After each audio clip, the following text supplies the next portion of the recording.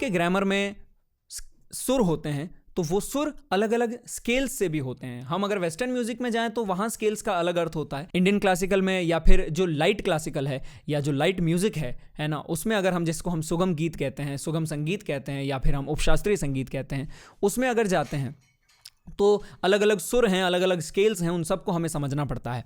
ठीक है, तो अब उसके लिए आपको सीखना पड़ेगा। ऐसा नहीं कि आप कोई भी गाना सुनते ही बता देंगे कि इसका सा ये है, इसका जो रूट नोट है, इसका जो की नोट है वो ये है, वो नहीं बता सकते, क्योंकि उसमें कौन कौन से सुर लग रहे हैं, उनका कौन सा थाट बन रहा है। क्योंकि थाट बनेगा तो उस थाटों से आपको पता चलेगा अच्छा सारे गमा पधनी सा ये हैं। उससे पहले उसका सप्तक पता करना पड़ेगा कि कौन से सप्तक में जा रहा है, और सप्तक भी तभी मालूम चलेंगे जब आपको रूट नोट पता है। अगर ये मुझे मालूम है कि सा ये है तो सा से नी ये एक सप्तक बनता है, उसके आगे दूसरा सप्तक है, और सा से नीचे तीसरा सप्तक है, अलग अलग सप्तक हैं आपके, है ना। और ये सा से अब जैसे मैं जो गाना बजा रहा था बेख्याली, अब वो अगर मुझे बताना है कि ये इसका रूट नोट कौन सा है तो उसके लिए मुझे उसके सातों सुर पता होने चाहिए। तो उसकी जो कॉम्पोजिशन है पहले उसको 7 सुर में होना जरूरी है। अगर वो कॉम्पोजिशन ही हमारी 7 सुर में नहीं है तो एक थाट नहीं बनेगा, थाट नहीं बनेगा तो हमें रूट नोट नहीं मिलेगा उसका, है ना। तो ये क्लासिकल का थोड़ा अलग ढंग रहता है। वरना अगर आप यही चीज़ वेस्टर्न में ले जाएं तो वहाँ तो कॉर्ड्स पे चलता है, आप उसकी कॉर्ड्स पता कर लीजिए, फिर आपको मालूम चल जाएगा कौन सी कॉर्ड कौन से फैमिली का है, फिर उसके क्या प्रोग्रेशंस जा रहे हैं वो आप उस अनुसार बना दोगे।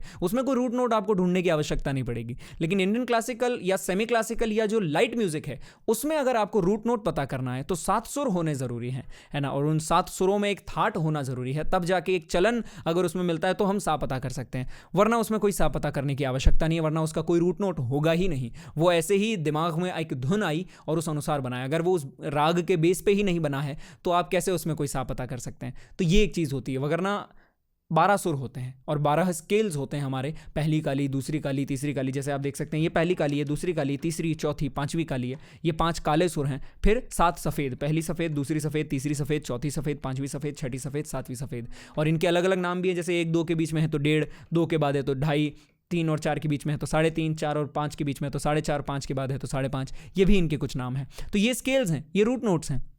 अब कोई भी गाना अगर आपको अलग स्केल से बजाना है तो उसके लिए अगर 7 सुर मालूम है, जैसे यही गाना जो मैं बजा रहा था बेख्याली, तो अब इसको मैं अगर अलग सुर से बजाऊं तो पहले कहाँ से बजा रहा था, ये गया। अब यही मैंने सुर पता कर लिए, ये इन सुरों में है। अब यही सुर मुझे किसी दूसरे सुर से ढूंढने हैं और दूसरे सुर को सा मानकर फिर वहां से बजाना है। जैसे कि मैंने इसको सा माना, अब इसको सा मान के यहां से बजा रहा हूं मैं।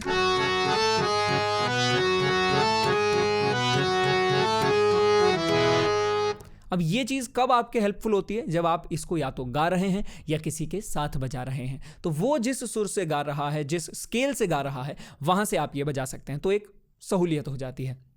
अगर किसी दिन आपका गला भाई उतना अच्छा नहीं चल रहा है, ज़्यादा ऊंचा नहीं गा सकते, तो इसी गाने का स्केल नीचे कर लिया। अगर आपको लग रहा है कि कभी नीचे उतना नहीं हो रहा तो गाने का स्केल ऊपर कर दिया। या फिर आपकी किसी और के साथ बजा रहे हैं तो उसकी वॉइस अगर उतनी ऊंची नीचे नहीं जा रही है तो उस अनुसार स्केल बदल लिया, तो वो ज़रूरी है। ठीक है, तो ये स्केल, थाट, इन सब का नॉलेज आपको पहले लेना पड़ता है, तब जाके वो रूट नोट जो है वो आप पता कर पाते हैं।